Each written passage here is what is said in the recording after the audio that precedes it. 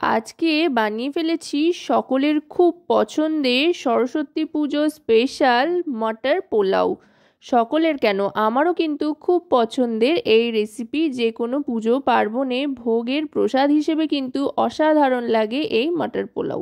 এর জন্য প্রথমেই গোবিন্দভোগ চাল নিয়ে নিয়েছি হাফ কিলো পরিমাণে, আর ঠিক তার ডবল জল নিয়ে নিচ্ছি। এখানে 1 লিটার জল নিয়ে নিলাম, মানে 1:2 অনুপাতে কিন্তু চাল আর জলের পরিমাণটা রাখতে হবে। জলটা এখানে গরমে বসিয়ে দিলাম, আর এদিকে চালটা ধুয়ে নিয়েছি। এবার কড়াইতে দিয়ে দিলাম প্রথমেই সাদা তেল। চাইলে সম্পূর্ণটা আপনারা ঘিতেও করতে পারেন, আবার ঘি সাদা তেল মিশিয়েও করতে পারেন। স্বাদের কিন্তু খুব একটা হেরফের তাতে হয় না।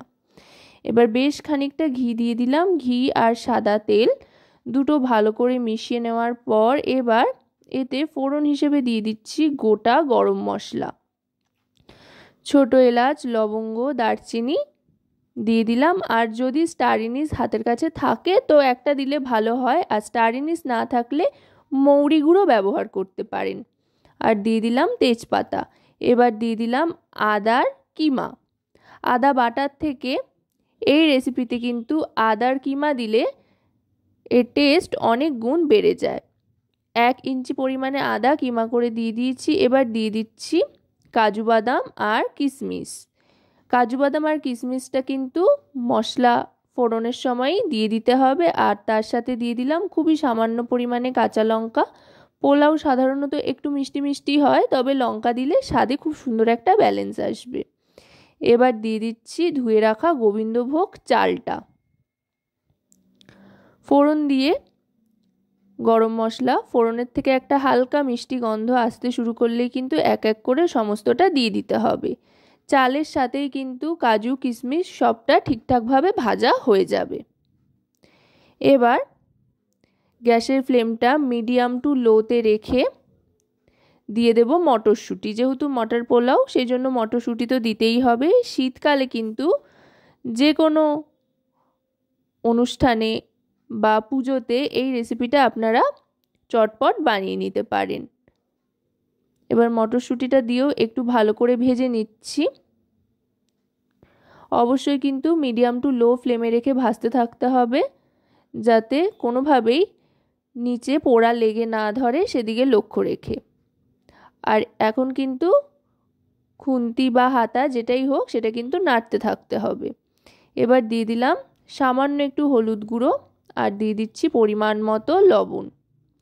হলুদ গুঁড়োটা দিয়ে দিলাম, এতে খুব সুন্দর একটা রং আসবে, সেই জন্য। যদি আপনারা সাদা বানাতে চান তো হলুদ গুঁড়োটা বাদও দিতে পারেন। আর দিয়ে দিলাম পরিমাণ মতো চিনি। এখানে আমি ছোট বাটির 1 বাটি চিনি দিয়ে দিলাম। যেহেতু বসন্ত পঞ্চমী উপলক্ষে বানানো হচ্ছে, একটু বাসন্তী রং আসলে কিন্তু দারুণ লাগে, তাই হলুদটা দেওয়াই যায়। যাই হোক, এবার চিনির সাথে আর হলুদ আর নুন দিয়ে ভালো করে কিন্তু মিশিয়ে নিতে হবে সমস্তটা।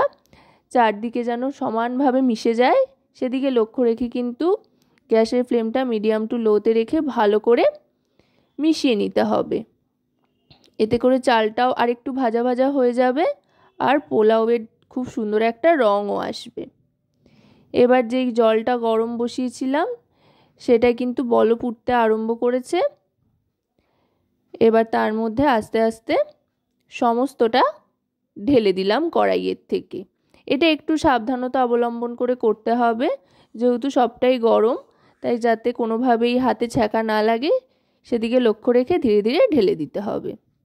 আশা করব রেসিপিটি আপনাদের ভালো লাগবে। ভালো লাগলে অবশ্যই রান্নাবাটি চ্যানেলটিকে সাবস্ক্রাইব করে লাইক, শেয়ার, কমেন্টের মাধ্যমে আমাদের পাশে থাকবেন।